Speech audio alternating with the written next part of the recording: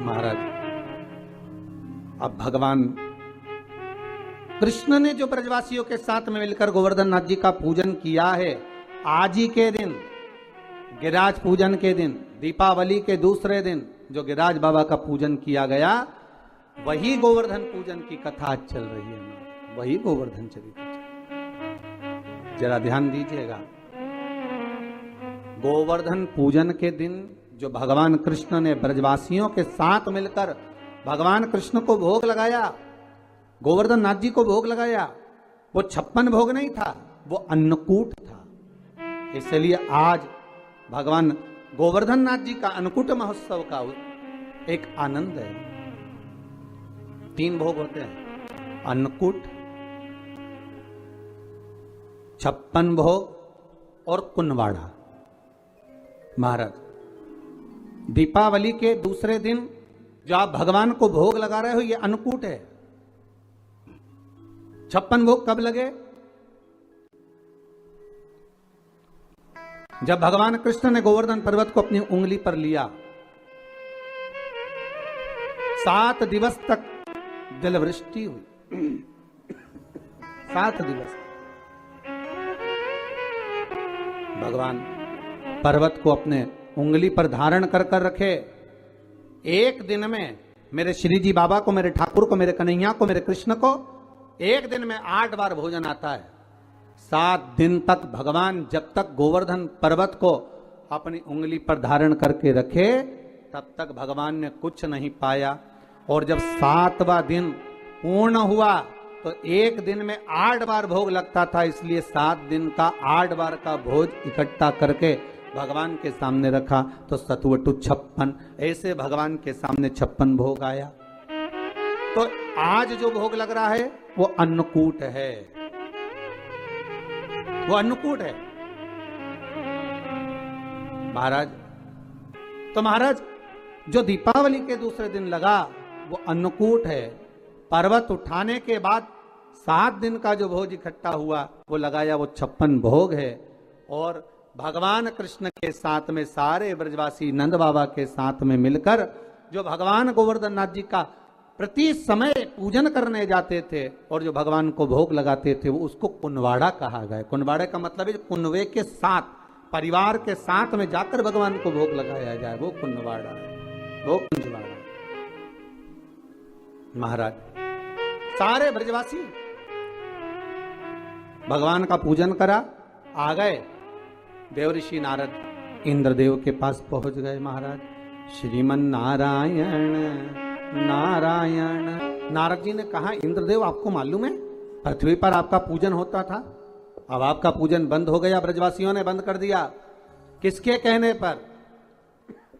कहा, नंद बाबा के छोटे से पुत्र के कहने पर तुम्हारा पूजन बंद कर दिया। इंद्र को क्रोध आया, अपार जलवृष्टि कराई, खूब जल, कहते हैं इतना जल गिरवाया और ऐसी मोटी मोटी बूंदें गिरवाई कि गोवर्धन नाथ जी के पत्थर की शिला पर, पर्वत पर आज भी बूंद के निशान हैं जो इंद्र ने बरसवाई।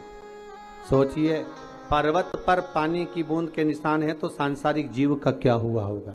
जब क्रोध बरसता है तो ना जाने कितनों को लेकर चला जाता। क्रोध जब बरसता, क्रोध आया, सोचा अब क्या करा जाए। सारे ब्रजवासी भगवान कृष्ण के पास गए। लाला, तूने गोवर्धन नाथ जी का पूजन कराया था, लाला अब बचा ले। कन्हैया कहते हैं, ब्रजवासियों, जिसको तुमने अगरबत्ती लगाई, जिसको तुमने धूप बत्ती लगाई, जिसको तुमने दिया लगाया, जिसका तुमने पूजन करा, चलो उसकी शरण में चलते हैं। सारे के सारे उस गिरिराज बाबा की शरण में चले। बाबा गोवर्धन नाथ जी,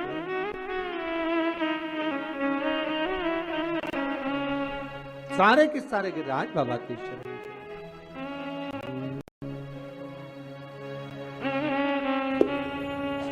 सब के सब मिलकर गिरिराज बाबा के चरणारविंद में जाने लगे और बाबा के चरणों में पहुंचकर निवेदन करा है। गिरिराज बाबा से कहा, बाबा जलवृष्टि हो रही है, कृपा करिए। भगवान बोले, गोवर्धन पर्वत में से आवाज आई, कृष्ण मैं हल्का हो जाता हूं तो अपनी छोटी सी उंगली पर मुझे धारण कर लो। भगवान कृष्ण ने गोवर्धन नाथ जी को अपनी छोटी सी उंगली पर धारण करा, सारी हुई, तब जाकर इंद्र क्षमा मांगने आए और गोवर्धन नाथ जी को भूमि पर रखकर भगवान कृष्ण ने कहा, गोवर्धन नाथ जी, कली में तुम समदेव ना दूजा, सुर नर मुनि सब करते पूजा। हे गोवर्धन नाथ, कलयुग में तुम्हारे समान कोई देव नहीं होगा। संसार के लोग आपकी पूजन कर कर सुख पाएंगे। जो आपकी परिक्रमा लगाएगा, दूध चढ़ाएगा, मनवांछित फल पाएगा। ऐसे मेरे गोवर्धन नाथ जी हैं। आप जो 4 दिवसीय, आज चौथा दिवस है लक्ष्मी पूजन का, 3 दिवसीय जो पहले पूजन कर चुके हैं, आज चौथा दिन। जो पूजन की थाली आपने सिक्के रख रखे हैं, उसी पूजन की थाली में जल का छींटा देकर रोली चावल मोली हल्दी से पूजन करना है। लाल पुष्प समर्पित करना है। साथ 2 हल्दी की गठान, 2 कमल गट्टे,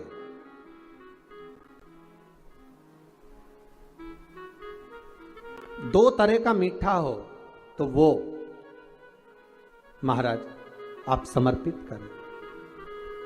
2 अमरबेल के टुकड़े उस थाली में समर्पित करें और निवेदन करें माता लक्ष्मी से। 5 घी के दिए जलाएं, दीप प्रकट करें और माता लक्ष्मी की पूजन अर्चना कर कर भोग लगाकर मां से निवेदन करें, मां हम 5 दिवसीय आपकी आराधना कर रहे हैं जो दीप महोत्सव के रूप में। कृपा करो मां, हमारे घर में धन वैभव लक्ष्मी का भंडार भरो मां। माता से निवेदन करे और निवेदन करके मां से तब 5 दीप उठाकर आरती करिए माता लक्ष्मी की। और लक्ष्मी माता की आरती कर उन दीपों को, एक जहां गोवर्धन नाथ जी का पूजन आपने करा है, एक दीप वहां लगा दीजिए जो सुबह आपने गिरिराज जी का पूजन करा। दूसरा दीप पानी के परिंडे के पास लगा दीजिए जो हंडा आपने पानी का भरा हुआ है। तीसरा दीप घर के हॉल में जो मुख्य द्वार हो उसके पास में, जो मुख्य द्वार हो उसके नजदीक में लगा दीजिए महाराज। चौथा दीप तुलसी के क्यारे के पास लगाइए। 5वां दीप जहां पर माता लक्ष्मी का पूजन करा है वहां पर विराजमान कर दीजिए। ऐसे 5 स्थान पर 5 दियों को रखो।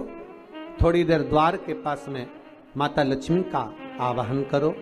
माता लक्ष्मी से विनती करो, हे मां आप हमारे घर में सदा विराजमान रहिए। और बाबा गोवर्धन नाथ जी से, गोवर्धन का मतलब होता है गौ मतलब लक्ष्मी, वर्धन मतलब वृद्धि, जो लक्ष्मी की वृद्धि करने वाले हैं, जो संपदा के देने वाले हैं, लक्ष्मी को प्रदान करने वाले हैं। ऐसे गोवर्धन नाथ बाबा आप हमारे घर में संपदा की वृद्धि करिए, लक्ष्मी की वृद्धि करिए। बाबा से निवेदन करो। महाराज,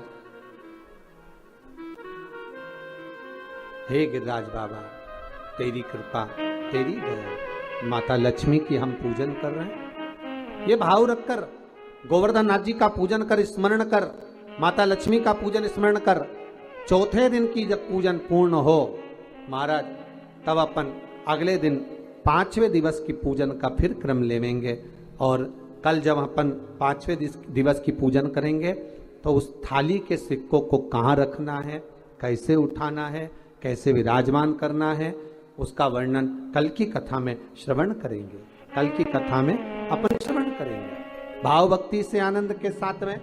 आप सब पूरी आस्था चैनल के माध्यम से, फेसबुक यूट्यूब के माध्यम से जो आप 5 दिवसीय शिव लक्ष्मी पूजन का स्मरण कर रहे हैं और दीपावली का पावन पर्व 5 दिवस का मना रहे हैं, उसकी बहुत बहुत बधाई हो। भगवान भोलेनाथ कुबेर भंडारी कुबेरेश्वर महादेव आपके भंडार भर के रखे। भाव से आज गिरिराज पूजन का 4th दिवस यहाँ विराम की ओर ले रहा है। कल 5वें दिवस की कथा का रसोपान करते हुए और पूजन का विश्राम करते हुए माता लक्ष्मी को अपने अपने घरों में विराजमान करेंगे। भाव भक्ति से आनंद करते हुए श्री गोवर्धन महाराज महाराज तेरे माथे मुकुट विराज गयो श्री